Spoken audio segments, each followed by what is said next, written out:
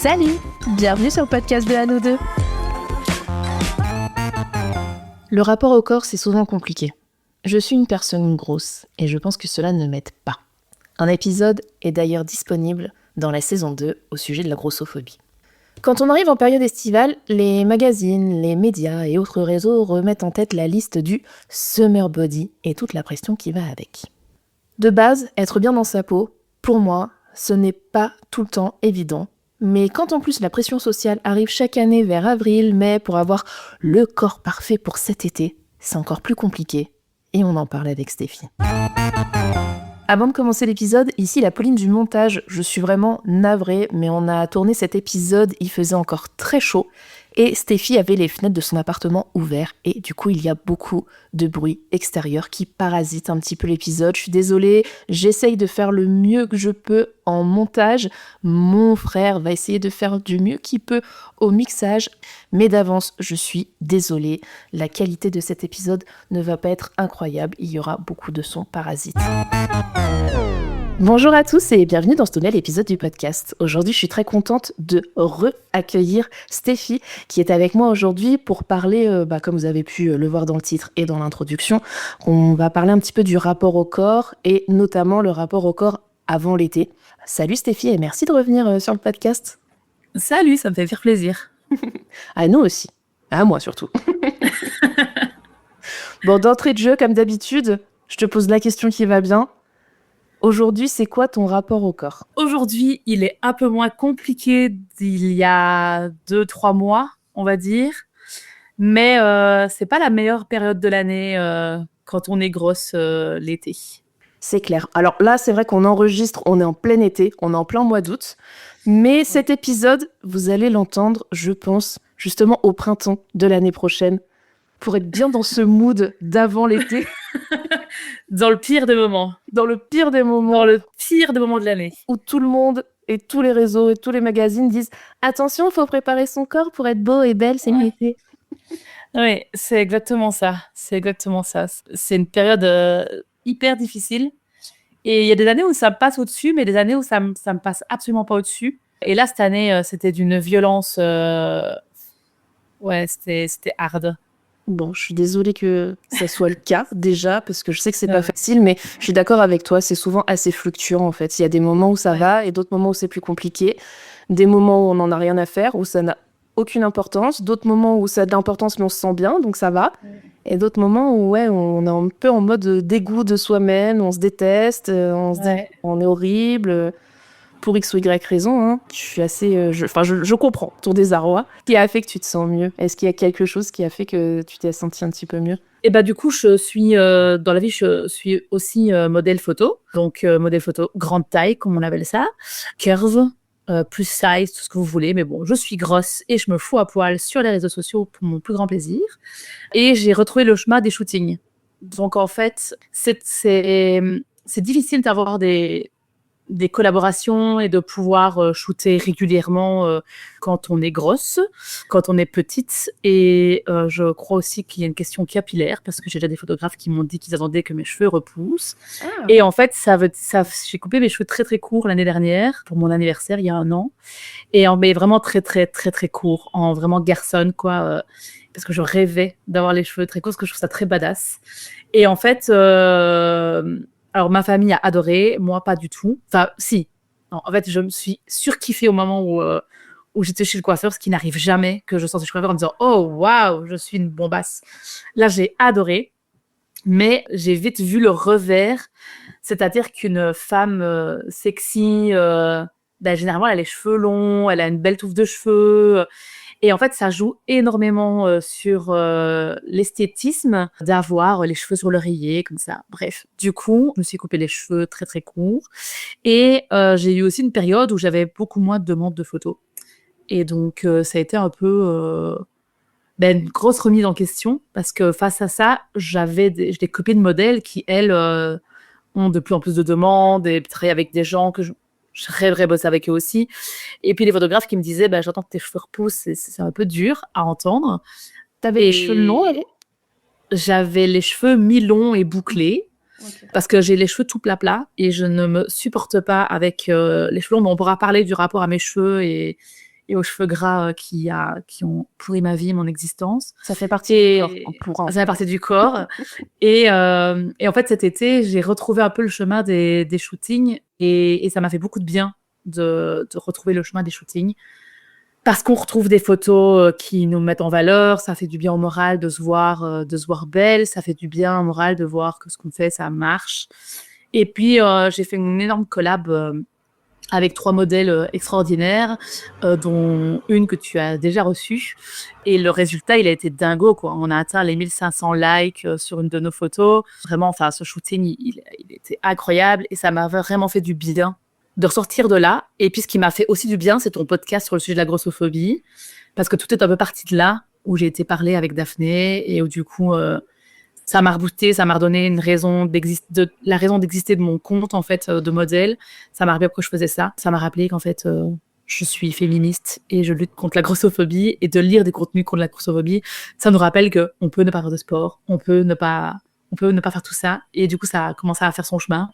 Et chemin faisant, vacances arrivant, soleil présent, ça fait que je sais un peu mieux aujourd'hui. Mais on aurait fait cet enregistrement il y a 1 mois, j'aurais peut-être pas été dans le même mood. Ouais, mais je comprends, mais après c'est normal et peut-être que dans quelques mois, tu seras encore dans un autre mood différent, avec une autre approche, une autre vision et c'est normal de toute façon. Et je te remercie de mentionner Daphné et effectivement cet épisode autour des personnes grosses et de ce que ça fait que de vivre dans notre société actuelle en étant gros ou grosse.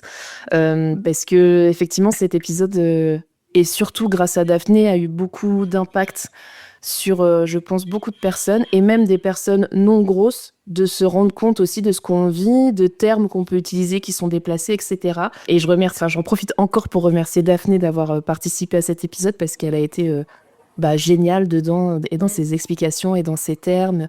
Et effectivement, je confirme, allez voir les comptes Instagram de Stéphie et de Daphné pour voir ce fameux shooting que tu as mentionné, parce que effectivement, genre, vous êtes trop belles. Alors je spoil un peu, mais genre, vous êtes sur la plage et vous êtes trop belles, quoi. Donc déjà, bravo de l'avoir fait. Moi, oui. C'est quelque chose que j'oserais jamais faire, quoi. Me mettre nue, déjà devant des gens, c'est dur. Avec les personnes avec qui je dois avoir des relations sexuelles, c'est d'accord, mais je me mets pas nue comme ça devant des gens, quoi, tu vois. Donc déjà, de faire ça, je trouve ça incroyable. Sur un lieu public, encore plus. Et immortaliser le moment, mettre sur les réseaux, je suis là genre, ah ouais, mais les gars, quoi. Mais après, alors déjà, ce shooting, il est le résultat du podcast. Hein. Donc, c'est après ce podcast que j'ai parlé avec Daphné, où je me suis dit, en fait, il faut visibiliser les GoPro. On est sur mieux comme ça. Et ouais, c'est vraiment, je me suis dit, en fait, il faut qu'on se montre, quoi. Les meufs, montrons nos fesses, quoi. Et donc voilà, Daphné, je lui dis, tout est chaud qu'on fasse un shooting ensemble. On invite Maureen, et puis, je crois qu'on invite Gaëlle, puis on avait shooté toutes les 3, Maureen, Daphné et moi, avec Laura. C'était un peu une évidence qu'on l'appelle, et donc on n'était que des meufs du Nord, parce que les meufs du Nord, on l'assure. Et oui, c'était... Ça fait plaisir, je suis aussi une meuf du Nord. Je me suis un peu dans votre clan, tu vois. C'était un grand moment de sororité, c'était très très beau. Même si ça m'a fait énormément de bien d'être avec elle, c'est aussi... je reviens à nouveau à mes cheveux, mais du coup, elles sont incroyablement belles, elles ont des longs cheveux, elles sont incroyables. Et du coup, chaque fois que je regardais ma tête, je me dis, mais mon Dieu, mais quelle horreur, mais quelle tête j'ai. Et quelques temps après, j'ai vu une story, je sais plus de qui disait, si vous deviez parler à votre meilleure amie, vous lui parleriez jamais comme ça. Vous diriez jamais à votre meilleure pote qu'elle est atroce et que c'est une horreur. Jamais. Et ça, c'est un vrai truc, hein. Faut arrêter, Ouais. faut arrêter de mal se parler, quoi. Ah ouais, mais ça m'arrive tout le temps. Et encore plus en ce moment. Enfin, là, ça va mieux. Du coup, je trouve je digère un peu et ça commence à mieux aller. Mais ouais, c'est une année un peu complexe, quoi. La chute de shoot, enfin, moins de collaboration, moins de shooting. Je pense que mon célibat aussi joue beaucoup, parce qu'en fait, quand ça fait 2 ans et demi que célibataire, tu commences à te remettre en question, de dire, mais Bien sûr. où sont les hommes célibataires qui me draguent? Il n'y en a pas. Et j'ai des followers hyper polis. Vraiment, j'ai des followers en or. Mais en fait, je veux pas qu'ils se transforment en dragueurs. Hein. Ne faites pas ça, s'il vous plaît, si vous venez sur mon compte. Mais du coup, il y a un petit côté de, mais pourquoi moi j'ai pas de gros lourds qui me draguent? Ils sont super sympas, mes followers sont trop mignons. Ils m'envoient des cœurs, ils m'envoient que je suis cute, mais il y a rien de lourd, tu vois. Il y a pas de drague. Et donc, du coup, je me dis, mais nulle part, en fait.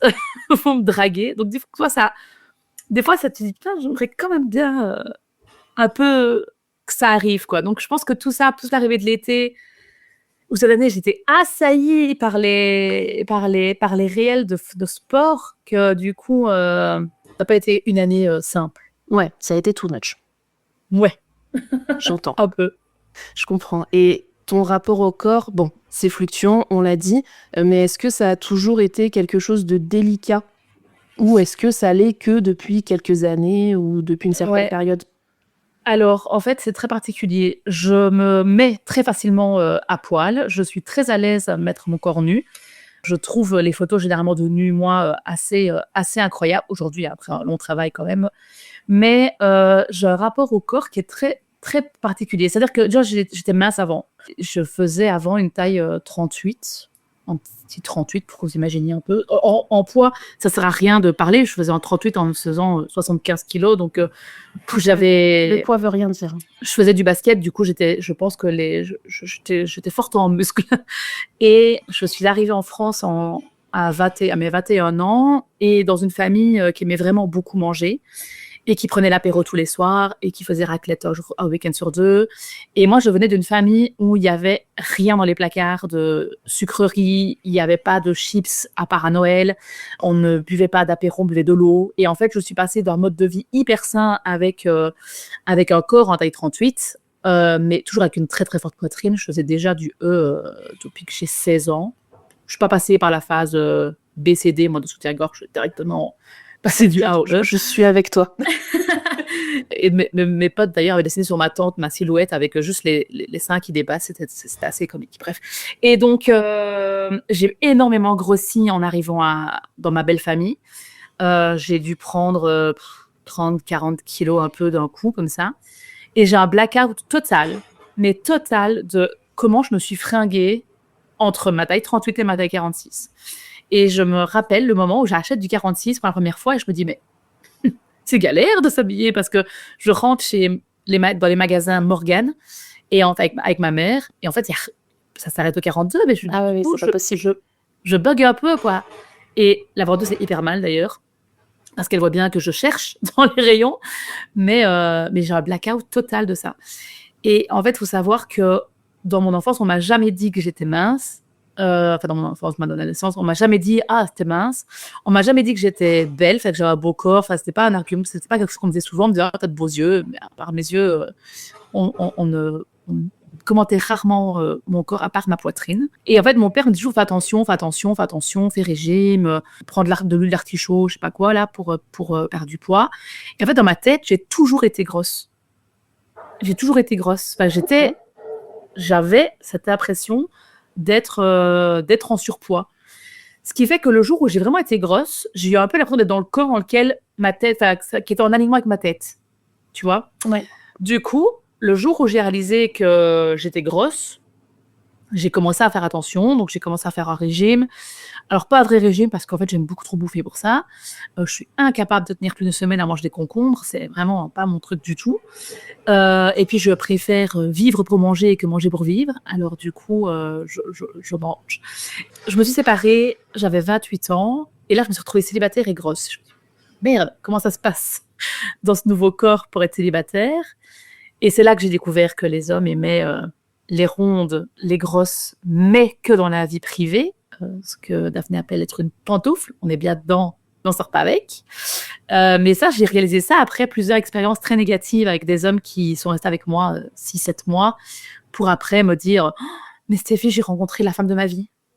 Et moi, j'étais quoi en attendant, en fait? C'était une période d'intérim. Ouais, donc du coup, mais j'ai pas réalisé tout de suite. C'est parce qu'après, en les voyant dans la rue avec leur nouvelle copine, je me dis mais elle me ressemble absolument pas, ces nanas. Et donc, j'ai croisé 3 mecs avec qui j'avais eu ce genre de relation qui avait duré un peu, quelques mois, et qui, du coup, m'avaient quitté pour quelqu'un d'autre. Ça, quitté. Ils se sont jamais considérés avec moi, hein, mais ouais, voilà. Et donc, en fait, ça fait que, du coup, je me suis dit, je suis grosse, en fait. Ok, il y a des choses différentes aujourd'hui qui se passent pour moi à ce moment-là. Et ça a coïncidé, en fait, avec la période où j'ai commencé la photo. Et où j'ai commencé à voir mon corps en photo. Et quand je vois mon corps en photo, j'ai beaucoup de mal à me le représenter. Si je prends du recul sur mon corps, je pense que si je le dessinais, ça serait catastrophique. Je suis pas trop capable de me dire tiens, j'ai des formes là. Des fois, j'ai l'impression d'avoir un cul incroyable. Et puis, il y a des photos que je reçois, je fais, oh, mais c'est plat! C'est quoi cette affaire? Pourquoi est-ce qu'il m'envoie cette photo? Je ne comprends pas. J'ai pas de fessiers, c'est pas normal. Du coup, des fois, j'ai l'impression d'avoir des. Tu sais, je prends des positions et je me dis, là, à mon avis, je dois avoir une cambrure de dingue. Puis je regarde la photo, mais pas du tout. C'est quoi ce délire? Et en fait, du coup, j'ai une très mauvaise représentation de mon propre corps. Du coup, je le découvre en photo, des fois avec une très belle surprise, et des fois en me disant, oh, c'est chelou. Ouais. Je m'attends Et à aimer ça. je trouve ça super bien que tu en parles parce que ça fait vachement partie du rapport au corps, je trouve. La Ouais. représentation que nous, on a de notre propre corps. Ouais. Et c'est marrant que tu parles de ça parce que je ressens exactement la même chose. Et sauf que j'en ai jamais parlé et jamais personne ne m'a dit qu'il ressentait ça aussi, tu vois. Ouais. Genre moi, il y a des fois, alors je fais pas du tout de photos, mais tu sais, quand tu fais des photos avec ta pote ou ton mec devant un truc, parce que vous êtes en vacances, Ouais. tu vois, et je me dis, bah, je prends une certaine pause et dans ma tête, vraiment, je suis bien. Badass. Et là, je vois la photo, je fais, oula. Ah, c'était pas... Non, bah non. Bah non. Non, mais franchement, là, je l'ai vécu il y a quelques semaines. J'ai fait un shooting photo et j'ai reçu ma galerie. Et il y a une photo mais de mon fessier, mais tellement atroce. Je me dis, mais pourquoi il a gardé ça? C'est plat à mourir. Ça me fait un mini cul comme ça, dégueulasse. Vraiment, je pense que j'ai des grosses fesses que tu peux mettre dans certaines positions bien en valeur. Mais là, pas du tout. C'était pas du tout OK. Et je me dis, mais m'envoie pas ce genre de truc, quoi. Quand les photographes m'envoient la galerie complète de mes photos avec ma tête, genre ma tête, on en parlera après, mais c'est un autre débat. Parce qu'autant montrer mes fesses et mes seins, il n'y a aucun problème, parce que je trouve ça assez incroyable. Alors ma tête, c'est très très dur de me regarder en portrait. Hein. J'ai mis du temps avant d'accepter de voir mon visage en photo. J'ai beaucoup pleuré souvent en voyant des portraits très réussis. Mais là, ce fessier, quand je me dis, mais j'ai pas des fesses comme ça, c'est pas possible. Puis des fois, cambrer le dos pour essayer d'avoir les bourrelets de dos, tu sais, et moi, je suis certaine d'avoir vraiment les épaules à fond en arrière, d'avoir les lignes dans le dos, rien du tout. C'est plat à mort. Ouais, j'ai une très mauvaise représentation de mon corps. Toi, des fois, je pense que je suis hyper badass et je le suis pas du tout. Et puis des fois, il y a des positions que je prends, je me dis, oh là, mais c'est catastrophique. Et en fait, non. Et avec le temps aussi, j'ai commencé à apprécier mon côté fluffy. Ce qui fait que du coup, maintenant, quand je prends cette position, je sais que ça va être fluffy. Et je commence à mieux comprendre aussi quelle position me met à son avantage et laquelle ne me met pas à mon avantage. Mais on va dire que mon corps aujourd'hui, ouais, c'est clair que j'aurais envie d'avoir un ventre plat, j'aurais envie de... Tu me dis, Stéphie, aujourd'hui, on te change de corps, on te met un corps mince. Je dis pas non, hein. Je dis pas non. Bah, c'est ce qu'on disait dans l'épisode, hein. C'est plus facile d'être mince que d'être grosse. Hein. Oui, voilà. Mais je me sens bien. Je veux dire, si j'étais vraiment si mal, je pense que j'aurais la motivation de peut-être faire un régime. Or, je n'ai jamais cette motivation. Je suis incapable de faire un régime. Je modifie mon alimentation pour mieux manger pour ma santé. Donc, par exemple, j'essaie de diminuer le sucre, mais je fais absolument pas ça dans une dynamique de maigrir. J'ai adoré faire du sport dans certains moments de ma vie. J'ai eu beaucoup de problèmes de santé. Du coup, je me suis éloignée du sport et il me faut du temps pour me remettre à aimer ça. Et là, ça fait 2 ans que j'ai plus fait de sport. Donc, j'ai regrossi. Je le vois. Je le sens.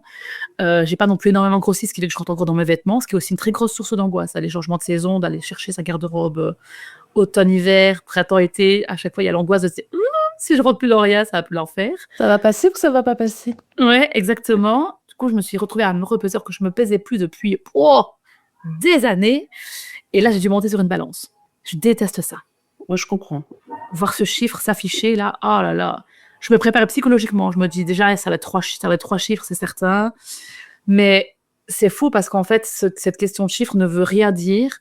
Mais il n'y a rien à faire quand tu es pris dans les réseaux sociaux où tu vois ces espèces de gros bâtards qui disent ah, mais de 0 à 10, cette meuf, si elle fait plus de 75 kilos, 75 kilos, c'est une 0. Oh, waouh, c'est d'une violence inouïe, quoi. Donc, les balances, je les évite très, très fort. Je comprends. Moi, tu vois, j'étais en rendez-vous médical là, il y a 15 jours. Bon, c'était avec ma gynéco, qui est très sympa et qui m'a dit bon, j'ai besoin de savoir votre poids. Est-ce que vous connaissez votre poids? Je lui dis non. Elle me dit est-ce que vous pouvez monter sur la balance, mais vous fermez les yeux et je vous dis rien, juste j'ai besoin de savoir votre poids, quoi. Et j'ai trouvé ça là super et je lui dis merci parce que je voulais pas savoir. Ouais, c'est super. Parce Franchement, que c'est ouais, très bonne idée. ça démotive. Enfin, non, c'est pas le bon terme. C'est pas que ça démotive, c'est que ça déprime en fait. C'est quelque chose Ouais, que ça je n'ai pas déprime. envie de savoir parce que on associe encore beaucoup trop souvent, bah justement, ce rapport au corps, au poids qu'il fait, alors que Ouais, ça veut rien dire en fait. ouais, ouais, c'est clair. Mais C'est sauf clair. qu'on nous a tellement martelé, comme tu dis, que bah une fille, ça doit pas faire plus de 70 kilos. Attention, hein. Ouais, Qui êtes-vous? ouais, Mais ouais. Mais vu que j'ai jamais fait ce poids-là, tu vois, même quand je faisais de 38, je pesais lourd. Bah, du coup, dans ma tête, pour moi, j'ai toujours été ronde parce que j'ai toujours été dans la catégorie des gens qui mm. pèsent plus de 70 kilos. Ouais, c'est ça qui est dingue. Mais Mm. ce que je trouvais intéressant aussi, ce que tu disais tout à l'heure, c'est que je pense que le rapport au corps tient aussi à des détails, je mets des guillemets, des détails qui ont leur importance.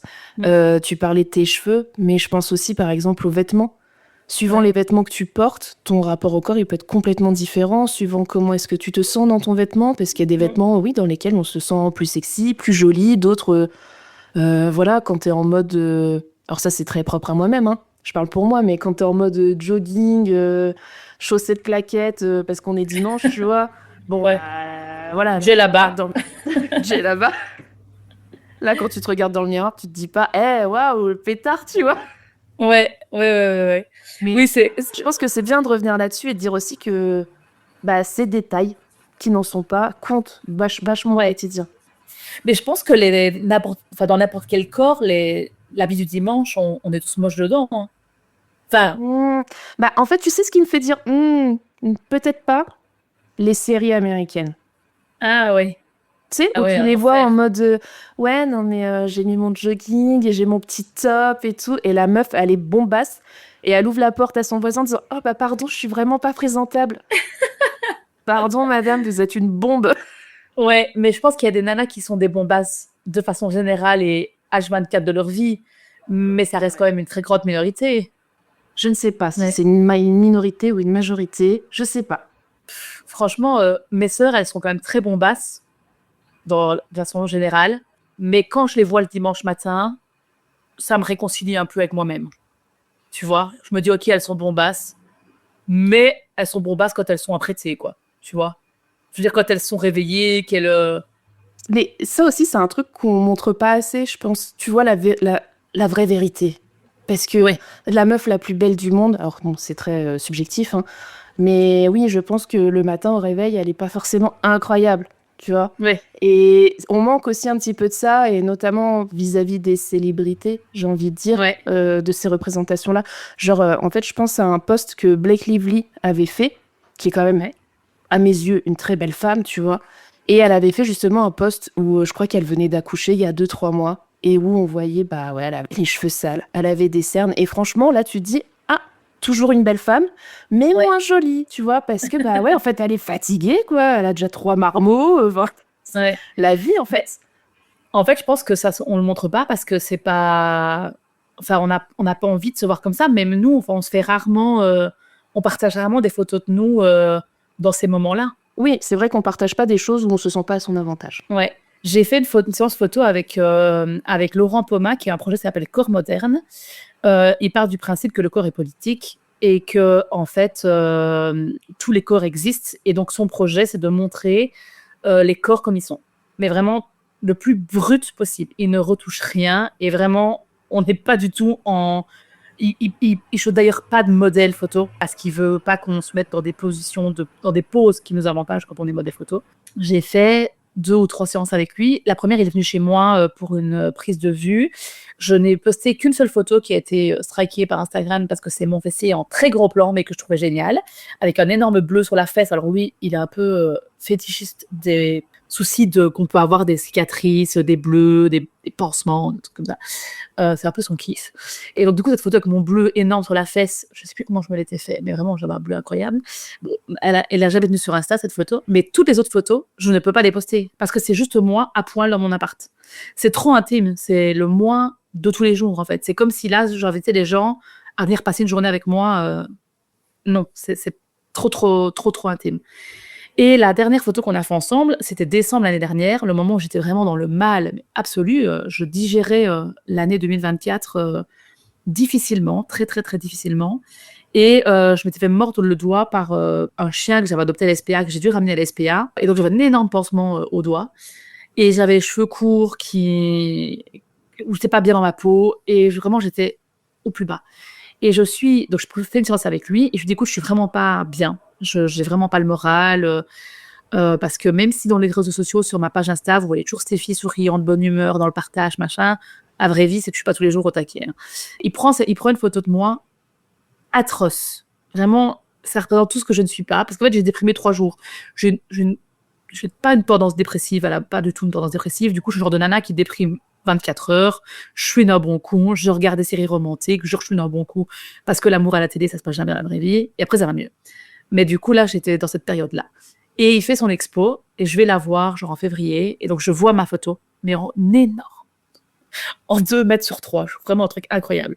Et je dis, oh là là, mais l'enfer. Il me dit, oh, et puis t'aimes pas? Je suis, ah bah non. Mais je l'ai autorisé à le faire. Il me dit, mais pourquoi tu m'as autorisé à poster cette photo? Je dis, mais parce que c'est la vraie vie. Ton projet, c'est de montrer les gens dans la vraie vie. Mais dans la vraie vie, je suis dégueulasse comme ça quand je déprime. J'ai les cheveux qui sont hirsutes parce que je me suis pas coiffée. J'ai mon pansement à mon doigt, donc mon doigt qui pend autour de mon genou. J'ai une pose, genre, je suis juste assise, le dos courbé, donc le ventre relâché, les bras relâchés, les épaules... Enfin, vraiment, il n'y a rien qui va. Et on voit dans mon visage, mais toute la tristesse et la douleur de l'année. Et je dis, mais ok, c'est dur pour moi de la voir, mais c'est tellement ce que j'ai traversé, ce que j'ai vécu, que fallait que tu la postes. Je la posterai jamais, je la montrerai jamais, mais elle a le mérite d'exister parce qu'elle est vraie, quoi. Tu vois, mais ça, on montre jamais ce genre de truc. C'est vrai. Et peut-être que ça manque, hein. Peut-être que ça ferait du bien aussi de montrer plus de la vraie vie, en fait. Ouais.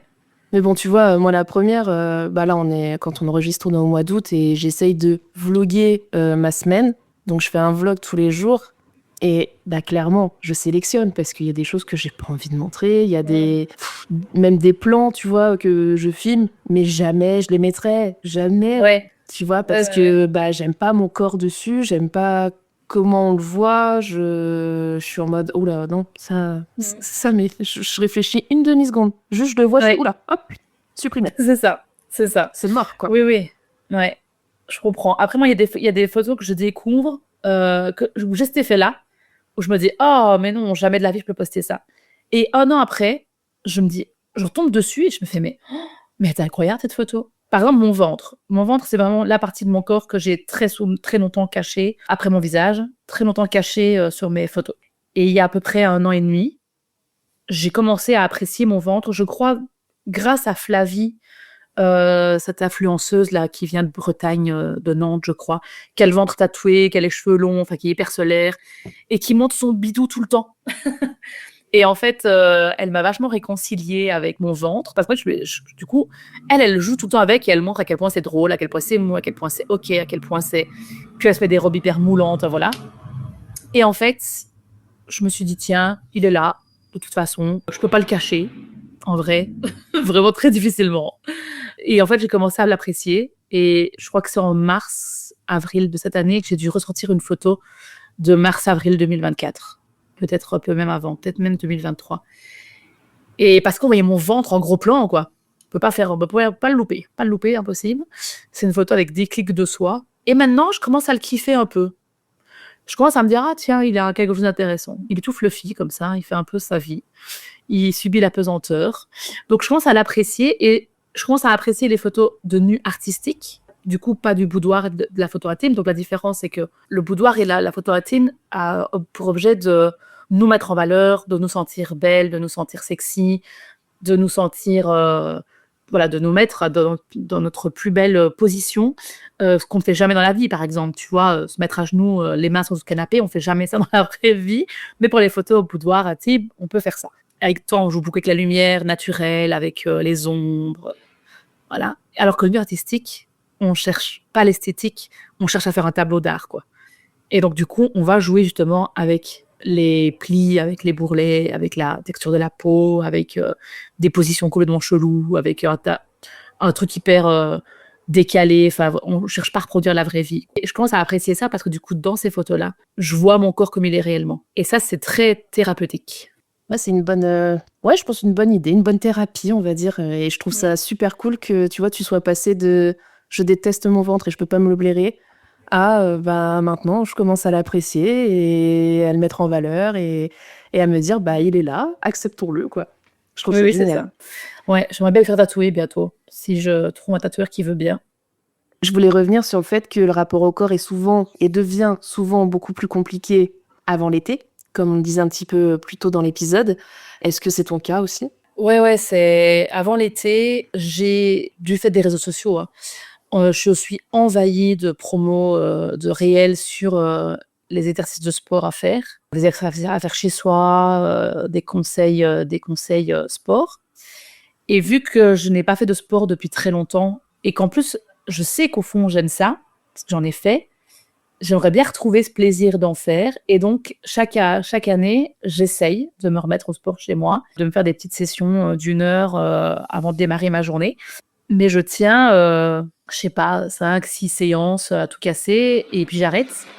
Du coup, il y a le double effet qui se coule. C'est de un, on est assailli de vas-y, mets-toi au sport, prépare ton corps pour l'été. Bon, je suis quand même pas. Je suis quand même pas naïve au point d'espérer qu'en préparant mon corps au mois d'avril, j'aurai summer body au mois de juillet, hein. Mais l'idée de me dire, tiens, ça va être l'été, en effet, il fait beau, je peux reprendre une activité sportive, ça va le faire. Et en plus, le double effet, c'est que j'essaye, mais j'y arrive pas. Et donc ça, il y a un côté très double peine, quoi. D'un, on te rappelle que t'as pas le summer body. Alors, en fait, on a tous un corps d'été parce qu'on vit l'été, mais on n'a pas le summer body qui est attendu par cette société incroyable. Mais en plus de ça, il faut te mettre au sport. Et puis en plus de ça, tu n'y arrives pas. Et tu rajoutes à ça tous les contenus de gens qui disent oui, mais s'ils sont gros, c'est parce qu'ils n'ont pas eu la détermination de changer de vie. Ben alors en fait, ça ne tient pas qu'à ça, hein, voilà.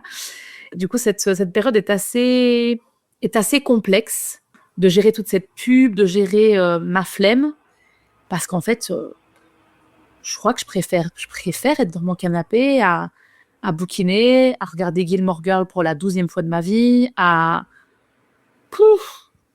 En fait, À ouais. être tranquille, quoi, Ouais. en fait. Enfin, c'est pas ta préoccupation. Ben non. Non, non. Sauf qu'on veut te faire croire que ça l'est. Ouais, c'est ça. Du coup, bah, en préparant l'épisode, je me suis un peu renseignée. Et je crois que toi aussi, sur qu'est-ce que Ouais. c'est le summer body, d'où ça vient et tout. Et alors moi, ce que j'ai trouvé comme info, c'est que c'est un peu un terme marketing qui est né dans les années 2000-2010 pour faire croire aux femmes qu'il fallait préparer leur corps pour qu'il soit beau en juillet-août pour les vacances, en maillot de bain. Et donc, bah, mettre en place voilà, des régimes, parce que ça fait de la thune, se mettre au sport, parce que ça fait aussi de la thune, moins manger, ou manger différemment et d'autres produits. Et moi, c'est ce que j'ai vu, tu vois. Et je me suis dit, mais putain, on a encore pris la femme comme une conne, en fait. Ouais. On va dire les termes. Mais on prend encore la femme pour quelqu'un à qui on se dit, attends, la petite ménagère de 40 ans, là, Ouais. qui s'est mangé des raclettes pendant tout l'hiver, on Ouais. va lui dire qu'il faut qu'elle perde du poids. Ouais. Et moi, j'ai vu que ça existait en fait depuis bien, bien, bien plus longtemps que ça, parce qu'en fait, si on remonte dans les magazines féminins d'après-guerre, à l'arrivée du premier maillot de bain, avec comme égérie, notamment en France, à un moment donné, Brigitte Bardot, on voyait dans les magazines féminins d'époque l'arrivée de l'été, portez votre maillot de bain en étant mince, musclé et ferme, ayant un corps ferme et mince. Et en fait, il y a eu des terminologies qui ont un peu évolué avec le temps. Il y a eu le fait d'être mince et ferme. Après, il y a eu toute une vague dans les années 70 où le fitness était un peu au summum, quoi. Et donc là, fallait être musclé, fallait voir les tablettes de chocolat chez les femmes. Ça n'a pas duré ultra longtemps. Mais il disait que justement, aujourd'hui, en 2025, grâce à il y a 10-15 ans, par exemple Kim Kardashian qui s'est montrée avec des grosses fesses sur la plage, on a un peu modifié. On peut entendre aujourd'hui que c'est acceptable d'avoir un corps différent sur la plage. On commence doucement à l'entendre, pas énormément, mais qu'on n'entendait pas du tout avant. Et en fait, c'est en effet très marketing. C'était pour pouvoir vendre des maillots et pouvoir dire, si vous voulez porter le maillot, il faut avoir ce corps-là pour être en maillot. Pour bien porter ce maillot. Pour bien qu'il soit beau sur vous. Ouais, c'est ça. Et c'est en effet, je pense, depuis l'arrivée des réseaux sociaux, une excuse en plus. Enfin, c'est beaucoup plus visibilisé. Et je pense que tous les coachs de sport sont arrivés en se saisissant en plus de ça c'est plus le marketing maillot avec des mannequins en maillot qu'on voit, c'est devenu aussi la raison de dire il faut que vous soyez avec la fente entre les cuisses ne touche pas. Il faut avoir... il y a quand même cette mode aussi des grosses fesses, mais de pas de ventre. Et quand je vois ça, il faut rappeler aux gens que ce n'est pas naturel, ça n'existe pas. Ça n'existe pas. Non, mais les Beyoncé, les Kim Kardashian... Et encore Beyoncé, je crois pas qu'elle elle a fait de la chirurgie esthétique pour ses fesses et avoir le ventre plat. Kim Kardashian, clairement. Mais en France, on a eu des personnes de la télé-réalité qui avaient ce corps, mais qui était entièrement faux. Et donc, en fait, il ne faut pas croire que ça, c'est possible. En fait, on ne peut pas avoir un ventre plat et des énormes fesses de façon naturelle. C'est très, très dur. Ou alors, c'est pas aussi énorme, quoi. Ou si ça arrive, je pense que c'est assez exceptionnel. Mais c'est dire aux femmes grosses, non, mais quand même, vous pourriez avoir le ventre plat, gardez vos fessiers, vos gros seins, mais il faudrait le ventre plat au milieu. On n'est pas... c'est pas facile c'est impossible même de bouger comme ça. Et donc, c'est vrai que l'arrivée de l'été, tu as d'un côté la mode vestimentaire, parce que tu parles tout à l'heure des vêtements, mais en été, mais combien de fois on n'a pas été sur la plage avec un maillot de bain et par-dessus le petit truc transparent, le paréo. Coloré, le paréo, pour ne pas se cacher. Hein, voilà. Alors moi, dernièrement, j'étais en plage nudiste. Je me suis dit, un peu rien à foutre. Maintenant, on montre tout. Mais il y a quand même toute cette période-là, parce que même quand j'avais 16, 18 ans, que j'étais mince, je me cachais quand même sous des périodes parce que j'avais forte poitrine et que je sais pas, c'était pas mon souhait de tout le temps la montrer, jusqu'au jour où je me suis rendu compte qu'elle était très sympathique à montrer. On partage ses atouts. Mais là, je trouve que cette année, c'était encore plus violent pour moi que les autres années. J'ai vraiment eu... je crois que j'ai dû enregistrer... Tu sais, je fais des captures d'écran, je filme mon écran, et en fait, je filme les réels Instagram que je vois, en me disant, si un jour je m'y mets, j'aurai les exercices. Je dois avoir une quinzaine de trucs comme ça. Pour te dire à quel point, à un moment donné, je me disais, non, s'il faut y aller, assez, il faut te remettre au sport, il faut te bouger. Et j'enregistrais les réels que les gens faisaient, pour pouvoir le refaire. Clairement, je ne l'ai pas fait. Hein. Mais c'est encore pire, quoi, parce que du coup, c'est là et ça me rappelle que j'ai pas pu le faire, que j'ai pas pu... ça met beaucoup de culpabilité, justement. Ouais. Alors que t'as rien demandé. Ouais. Tu vois, enfin, moi, c'est ça que je trouve dur. Alors, moi, ça fait quelques années maintenant que je suis en mode... me faites pas chier avec votre summer body, parce qu'en fait, le seul body qu'il y a, c'est le mien, tu vois. Enfin, il est winter, il est summer, il est spring, il est fall. En fait, on s'en fout, quoi, tu vois. Juste, laissez-moi avec mon corps, c'est déjà assez compliqué comme ça, donc arrêtez de me dire qu'il faut qu'il soit mince, qu'il faut qu'il soit musclé, qu'il faut qu'il soit épilé, qu'il soit bronzé, enfin, c'est bon. Allez vous faire foutre, enfin vraiment, désolée, hein, mais stop, quoi. Et ça fait plusieurs années maintenant, alors je vais pas dire que je suis à l'aise avec mon corps, ça serait mentir, mais que je vais sur la plage en me disant, m'en fous, franchement, je m'en fous, quoi. J'essaye de m'en foutre, en tout cas. Ouais. Et donc ça va mieux. En fait, ça aide. Oui. Et tout ce qui touche aux publications, justement, en mode summer body, en mode 30 exercices pour 30 jours d'efficacité et tout, je suis là, genre, allez vous faire... voilà. Ouais. Parce qu'en fait, vous vous foutez de nous, quoi. Ouais. Mais avant, c'était très compliqué. Avant, j'étais en mode maillot de bain une pièce. Je veux surtout pas montrer mon ventre. Moi, j'ai un gros complexe sur mon ventre, tu vois, donc je veux surtout pas le montrer. Le minimum possible. Paréo. Genre, vraiment, j'allais sur la plage, j'étais toute recroquevillée sur moi-même en mode, s'il vous plaît, ne me regardez pas, quoi. Ouais. Et en fait, je me suis dit, mais viens, on arrête. Enfin, vraiment, je me suis pris la main, je me suis dit, viens, on arrête, parce que en fait, les autres ne s'empêchent pas de vivre. Pourquoi est-ce que toi, tu t'empêches de vivre ? C'est pas possible, quoi. Ouais. Donc, ça va mieux par rapport à ça. Mais c'est pas toujours évident non plus.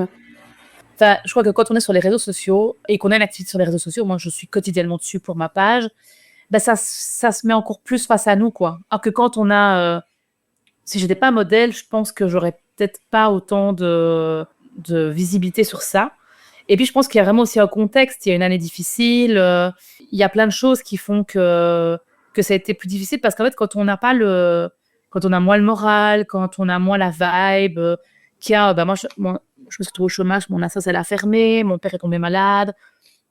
Je vis dans une toute nouvelle ville. Je suis arrivée en 2023, mais j'ai passé une année avec plein de soucis de santé qui sont cumulés. En fait, je pense que tout ça fait que j'étais trop sensible à trop réceptive à ce genre de truc. Parce que j'avais pas la... Parce qu'en fait, il faut avoir l'énergie et la force mentale comme de combattre que la société t'impose comme la norme. Toi, par exemple, moi, j'adorerais me laisser pousser les poils. J'adorerais ça. Mais j'y arrive pas encore, quoi. Enfin, j'y arrive plus, c'est-à-dire que maintenant, je peux laisser pousser mes poils et puis je m'en fous si on les voit. Je vais quand même m'épiler avant une séance photo ou avant d'aller à la plage ou voilà. Mais alors qu'avant, il fallait jamais que je le sois, il fallait jamais que j'ai les poils longs, quoi. Bon, après, je fonctionnais à l'épilateur, du coup, il fallait comme que ça pousse pour pouvoir être épilé. Mais j'étais toujours au taquet. Puis j'ai commencé à pas lâcher. Là, j'ai aussi un peu lâché sur le make-up et maintenant, je me remaquille, mais pour moi. Avec le résultat que quand je le suis pas, maintenant, ma famille peut me dire: «Ah bah quand même, t'es mieux quand t'es maquillée». Oh là là, foutez-moi la paix. J'ai pu leur dire quelques années: «Laissez-moi tranquille avec mon physique». Mais là, ça revient un peu parce que mes cheveux, parce que ils ont toujours un avis à donner en fait. Et par exemple, j'ai eu mon père au téléphone avant-hier et je lui demande si le coiffeur est revenu de vacances parce que je voudrais aller reboucler mes cheveux. Pour 2 raisons, c'est qu'en fait, ça me fait du volume et j'aime bien avoir du volume dans les cheveux et qu'en plus j'ai les cheveux gras, enfin qui graissent très, très vite. Et quand j'ai une permanente, mes cheveux graissent moins vite. Et en fait, mais instinctivement, il a fait: «Oh ben non, hein, quand même, tes cheveux courts, ça va vachement mieux, arrête pas de tes conneries avec cette permanente». Et moi, je suis là: mais quoi, ça va jamais en fait. D'un côté, il faut avoir les cheveux longs pour coller au côté sexy et sympa de ces filles sur les réseaux sociaux qui sont de toutes ces modèles. Et franchement, je crois connaître peut-être 2 modèles avec les cheveux courts dans mes réseaux. Tu vois, il y a Iris Rêve qui est une bombasse absolue, un charisme de malade, elle est incroyable. Et dernièrement, je parle avec une modèle, Loïs, qui a les cheveux courts aussi. Ça me fait bien fou de voir des nanas avec des cheveux courts être modèle, mais je suis envahie de nanas avec des longs cheveux comme ça et ça me ramène à la princesse parfaite, la Barbie, à tout ça. Et mon père, quand il me dit: «Garde tes cheveux courts!» Non, laisse-moi tranquille, essayer de récupérer les cheveux longs. J'essaye de me dire que je vais les laisser pousser, pouvoir les donner, parce que du coup, mon papa a eu un cancer et je me suis dit: «En fait, qu'est-ce que je peux faire à ma hauteur pour les gens qui ont un cancer? Bah, donner mon sang et probablement mes cheveux». Il dit: «Arrête un peu tes conneries, laisse tes cheveux courts». C'est donc du coup d'autant plus difficile, cette période par rapport à ce problème capillaire. Et je trouve que c'est bien aussi que tu ramènes à toute cette pression en fait qu'on peut avoir parce que bah, mine de rien, en termes de santé mentale, ce rapport au corps, bah, il touche quoi. Enfin, il a un sérieux impact en fait. Alors je sais pas si c'est ton cas et si tu veux en parler ou quoi, mais ça peut apporter des TCA par exemple, donc des troubles du comportement alimentaire. Ça peut apporter beaucoup d'anxiété aussi, de l'anxiété sociale, par rapport à son corps en fait, de se dire bah non, je vais pas sortir parce que les gens ils vont me juger, ils vont me regarder, ça me fait peur. Enfin, ça peut apporter tellement de choses au niveau santé mentale. Et sans parler du côté physique dont on a déjà un peu parlé, voilà, le côté surentraînement, régime, etc. Toi, est-ce que déjà, ça t'a déjà impacté fortement sur ta santé mentale, tout ce truc du rapport au corps? Et comment et qu'est-ce que t'as pu faire pour essayer d'atténuer ça, tu vois? Alors, il y a 2 choses.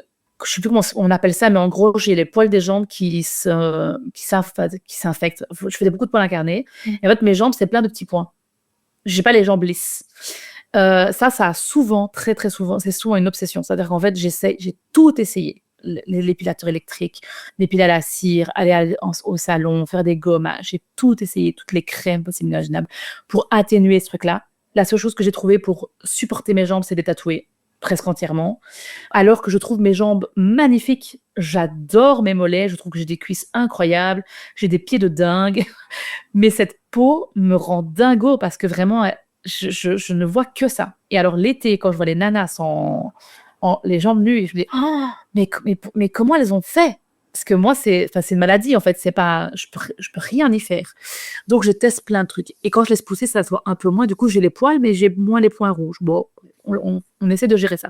Ça, j'ai jamais réussi à gérer cette charge mentale-là. Mes poils et mes jambes, c'est un vrai problème. Par contre, en termes de charge mentale par rapport à mon poids, par rapport à mon corps de grosse, c'est qu'en fait, tout tourne autour de la bouffe. ça devenait une obsession de ce que je mangeais. J'ai jamais fait de régime, mais par contre, je ne mange alors aujourd'hui un peu plus parce que je me suis un peu détendue par rapport à ça, mais je mangeais jamais de fast-food. Je me faisais jamais livrer, de la nourriture de restaurant. Je mangeais très rarement des pizzas, très rarement, des tacos, des kebabs, des trucs comme ça. J'ai eu un gars, enfin mon ex regardait la quantité de sucre sur tous les aliments et donc à un moment donné, je faisais mes courses pendant des heures et des heures parce que je regardais la quantité de sucre sur les aliments. En fait, je me privais de tout ce qui me faisait kiffer. C'est-à-dire que je suis une mangeuse de chips, mais vraiment j'adore ça. Et en fait, je n'en mangeais plus, je les évitais et en fait, j'achetais plus rien de ce qui pouvait être pas bon qui pouvait me faire grossir. Je mangeais pas pour me faire maigrir, bien que quand je commence à regarder ce que je mangeais, je me disais mais qu'est-ce que je peux enlever de mon alimentation pour maigrir? Parce qu'en vrai, je cuisine, je mange très peu d'aliments transformés, je bois 0 soda, mais 0 et ça depuis 2015, ça fait 10 ans que je bois plus de soda, je bois du café noir, je bois du thé sans sucre, je bois plus de jus de fruits le matin, je cuisine à l'huile d'olive, enfin, quand je regarde mon alimentation, je me dis mais qu'est-ce que je peux retirer de ça pour perdre du poids par rapport à mon alimentation? Et en fait, la bouffe était devenue une obsession. Et en fait, j'étais obsédée par le fait de manger un truc tout con, un tacos. Ça, c'est vraiment le truc qui m'obsédait. Et en fait, le problème, c'est que le jour où ça pétait, je m'enfilais un tacos tous les jours pendant une semaine. Parce qu'en fait, j'avais tenu. Ouais, il faut que je mange.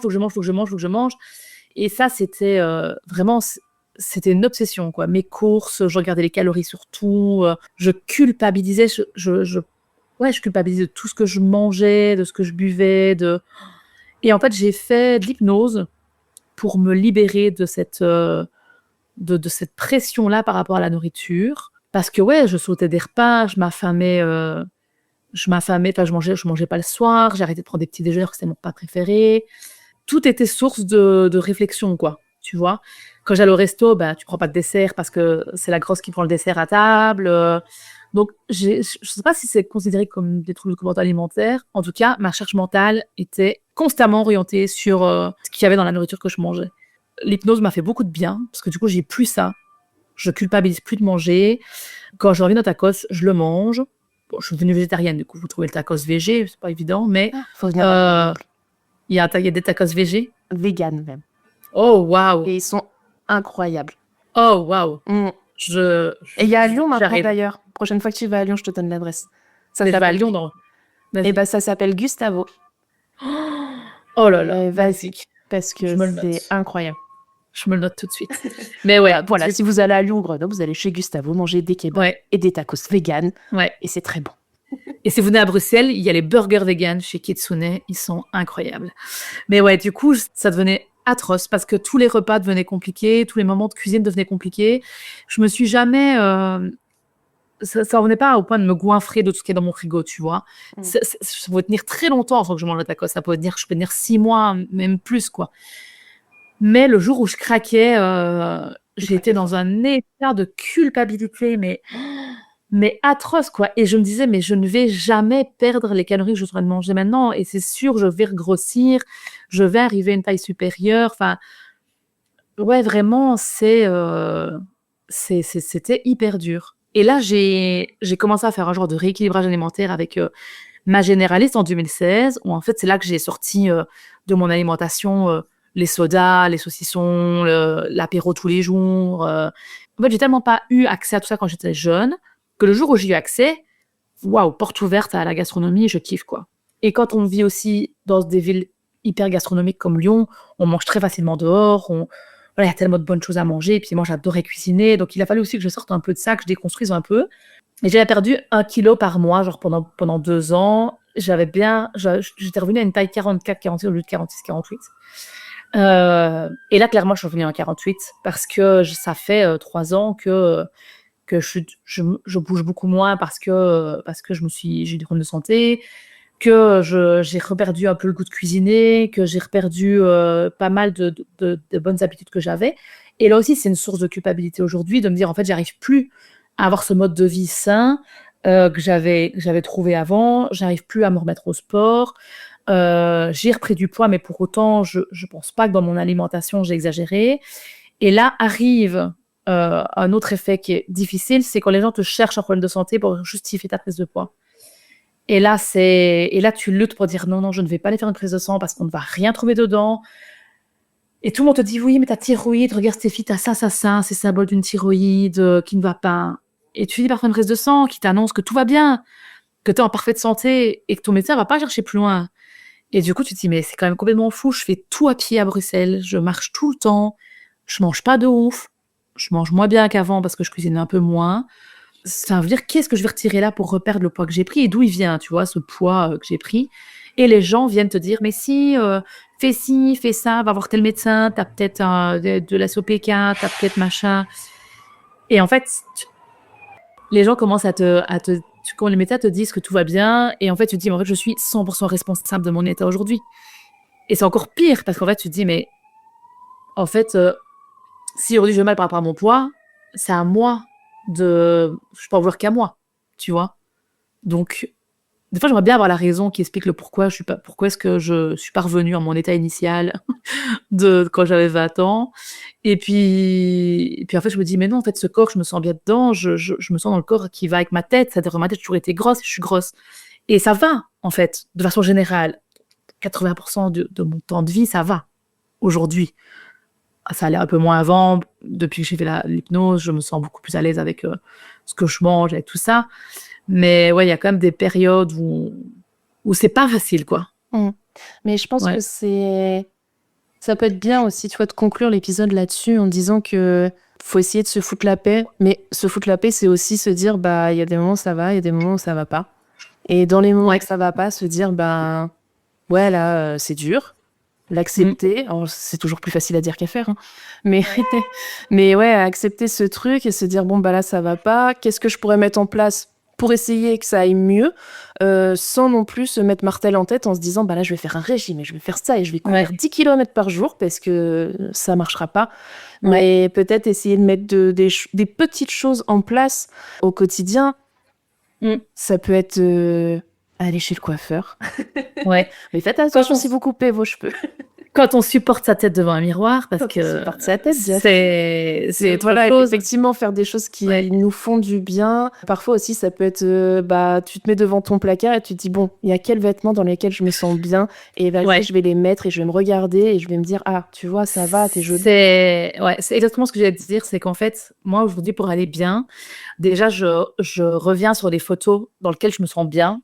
J'ai refait des séances photo boudoir parce que finalement ça me fait un bien fou et que j'adore ça. En fait, j'avais arrêté parce que il y a beaucoup de photographes hommes qui font du boudoir et c'est plutôt la relation de la société face encore à la sexualisation des femmes par le boudoir qui m'a un peu éloignée. Mais je fais du boudoir avec des photographes femmes. Je me lance dans des projets qui me font du bien. Là, je vais avoir un shooting en robe de mariée. J'en rêvais, ça va me faire un bien fou. Je suis trop contente. Et puis, je pense aussi que, comme tu disais, se foutre la paix et pas se mettre des objectifs de dingue. Je repense à ma généraliste qui était incroyable, parce que c'est Jamal qui m'a dit de perdre du poids, tout ça, elle a juste été à l'écoute et elle a juste été vraiment... si le docteur Lamort Boucher m'entend, il s'appelle docteur Lamort Boucher. Marion, elle est à Lyon 2e, elle est incroyable. Je ne la remercierai jamais assez de tout ce qu'elle a fait pour moi pendant les 5 ans où j'ai été suivie avec elle. En fait, on se mettait un objectif par mois, mais un objectif microscopique. C'était, par exemple, d'arrêter de prendre des escalators, de prendre que les escaliers. Et si, dans le mois, je n'avais pas bien tenu cet objectif à fond, c'est pas grave, on le faisait le mois suivant. Et le mois d'après, elle me disait, alors ça a été cet objectif? Oui. C'est bon, il est acquis, vous arrêtez de prendre les escalators? Oui. Qu'est-ce qu'on met comme objectif suivant? Ben, on va mettre des chips dans un bol et arrêter de manger le paquet de chips en entier. Et une fois que l'habitude était acquise, ça marchait. Et en fait, tu vois les résultats parce que tu vois que tu prends de nouvelles habitudes qui sont faciles à tenir. Du jour au lendemain, arrêter de manger du sucre, c'est impossible. C'est impossible. Mais non. Donc, en fait, tu changes tous les sucrants de tes placards, mais tu continues à sucrer, mais avec des sucrants différents. Après, tu enlèves ton sucre de ton café, tu enlèves la moitié, puis tu laisses un quart, puis tu enlèves complètement. Et en fait, je pense qu'il faut qu'on se laisse le temps de vivre, en fait, et qu'on ne se mette pas la pression. Et c'est OK de ne pas y arriver, c'est OK de ne pas... être au taquet, c'est OK d'être des fainéantes et de pas faire de sport parce qu'on a déjà une charge mentale de malade et qu'en fait, c'est OK de glander. Mais vraiment, c'est OK de se dire, je ne fais rien. C'est un super projet de ne rien faire. Il faudrait que ce soit le projet de tout le monde, Mais de temps d'ailleurs, en temps. on fait jamais vraiment rien. Parce que on est dans une société où, bon, je dévie un peu, mais où on est dans une surproductivité de ouf. Ouais. Et en fait, on va te dire, bah ouais, mais te poser dans ton canapé et lire, c'est rien faire. Non, Bah non, tu je suis lis. dans mon canapé et je lis, mon gars, en fait. Tu vois? Ouais, j'étais en train de me dire, hier, j'ai rien fait. Et en fait, j'ai été ultra active sur ma page Insta. Donc non, je n'ai pas rien fait. Ouais, mais Mais c'est j'ai ça. rien fait en djellaba, en pyjama, enfin en tenue de détente. C'est ça. Mais oui, je pense qu'il faut qu'on se foute la paix et qu'on arrive à se détendre. Et la tenue, c'est marrant, il faut qu'on se mette des vêtements qui nous font du bien. Et moi, ça fait une semaine que je suis en JSS, journée sans soutif. Et franchement, je sors de chez moi sans soutif. J'en ai plus rien à foutre. Franchement, j'ai une combi que je mettrai. Là, je l'ai lavée, je l'ai fait sécher parce que je ne fais que la mettre en boucle parce qu'en fait, je peux la mettre sans soutien-gorge, c'est pas choquant. Je peux la mettre sans culotte, c'est pas choquant. Et du coup, je passe mes journées habillée dans cette combi tellement je me sens bien dedans. Et ça me fait du bien parce que quand je disais que ça fait on serait pas là 3 semaines, j'aurais pas été aussi de bonne humeur. Je me retrouve un petit peu comme j'étais avant. J'ai eu des vacances, j'ai refait les shootings, je me suis ressentie désirée, désirable. Et je me remaquille, et je me remaquille pour moi. Je retrouve du plaisir à me faire des make-up de malade. Je vais aller chez le coiffeur me faire mes boucles, rien à foutre de la vie de mon père et de la vie des gens, hein, de façon générale. Je vais rester les cheveux courts et bouclés. Il faut se faire du bien, il faut se faire plaisir, se mettre ce qu'on a envie de se mettre, se faire des tatouages si on veut se faire des tatouages, se laisser pousser les poils, si on veut se faire laisser pousser les poils. Et surtout, ne pas dire aux autres nanas, ah, il y a ci, il y a ça, machin, foutons-nous la paix entre filles, quoi. Franchement, soyons gentils avec, Sororité. avec les copines, quoi. Carrément. Ouais. Et Ouais, c'est ouais, vrai ça, que c'est- je fais juste une petite parenthèse de fin d'épisode, mais on n'a pas parlé des tatouages. Mais effectivement, bah, toi et moi, on est bien tatoués. Et oui, le tatouage a beaucoup aidé à mon rapport au corps. Ah ouais, moi aussi. De ouf. Alors maintenant, j'ai reposté hier la toute première photo que j'ai fait en tant que modèle, j'avais pas de tatouage. Et j'ai regardé mon corps, j'ai fait, ah, il est quand même pas mal ce body sans tatouage en vrai. Mais je regarde pas souvent ce genre de photos parce que du coup, ça pourrait pas me faire regretter parce que j'aime trop mon corps tout tatoué. Mais quand même, je me disais, si j'avais plus aimé mon corps, je l'aurais peut-être moins tatoué, je Bien l'aurais sûr. peut-être pas tatoué du tout. Aujourd'hui, à refaire, je pense que je referais. Mais mes tatouages sont tellement. C'est tellement ce que ça m'a apporté dans le quotidien. C'était la façon pour moi de m'approprier mon corps, quoi. Ouais. Ouais, je comprends tout à fait. Mais d'ailleurs, Mm. j'avais fait un épisode sur un podcast sur ce sujet-là, sur le Ouais. rapport au tatouage, etc. Et c'est un épisode qui dure plus d'1 heure, si ma mémoire est Ouais. bonne. Et vous êtes des copines? Ouais, Avec des copines, ouais. c'est ça. Et bon, effectivement, ça ressort beaucoup, tu vois, cette réappropriation, cette façon aussi de plus s'aimer, de plus Ouais. s'assumer, enfin, voilà, de se revendiquer, en fait, de montrer sa personnalité à travers un corps Ouais. qu'on n'a pas choisi, qu'on n'aime pas trop, mais du coup, ben, on met des choses qu'on choisit dessus et ça aide beaucoup. Ouais. Et pour clôturer, je pense qu'en effet, se faire du bien, c'est vraiment essentiel. Moi, je conseillerais à toutes les femmes d'un jour passer par une séance photo boudoir parce que franchement, il y a des photographes incroyables. Je serais ravie de vous conseiller des photographes dans la France entière. Vous pouvez pas me dire, ouais, mais t'es loin. Je connais des photographes dans la France entière, dans la Belgique entière, des femmes photographes qui peuvent vous accompagner dans des séances boudoir incroyables. Ça peut être parfois petit budget, ça dépend vraiment de la photographe, mais vraiment, quand on se voit en photo, il y a toi de se dire, waouh, mais putain, je suis vraiment badass, quoi. Et ça fait un bien fou. Ça fait un bien fou. Et même encore aujourd'hui, il y a des photos que je reçois et je fonds en larmes en me disant, mais quand même, quoi. Je suis canon. Et ça fait. Après, ça devient addictif, hein, par contre. Spoiler alerte. Attends, j'ai un vite addict. Mais franchement, je conseillerais à toutes les femmes un jour d'oser le faire, de passer devant l'objectif pour se voir, en fait. Parce que vraiment, je pense que c'est très rare les gens qui arrivent à se dire, tiens, je crois que si je peux dessiner mon corps, il serait comme ça. Je pense qu'on n'est vraiment pas nombreux à être vraiment, avoir conscience de ce qu'on renvoie. Donc, faites-le, quoi, vraiment. Venez me voir sur ma page Insta, je serais ravie de vous conseiller des super photographes. Faites des trucs qui vous font kiffer, quoi. Maquillez-vous pour vous-même, mettez-vous des paillettes, mettez des vêtements qui collent pour qu'on voit vos super boobs. Vraiment kiffez-vous, quoi. Merci beaucoup, Stéphie. Avec grand plaisir. Et effectivement, je mettrai ta page Insta de toute façon dans le descriptif de l'épisode, et en story sur Instagram. Surtout, n'hésitez pas à la suivre parce que ça fait du bien. Oui, merci. Je vous dis à bientôt. Merci à tous. Salut. Merci d'avoir partagé ce moment avec nous. Si cet épisode vous a plu, n'hésitez pas à en parler autour de vous et sur les réseaux sociaux.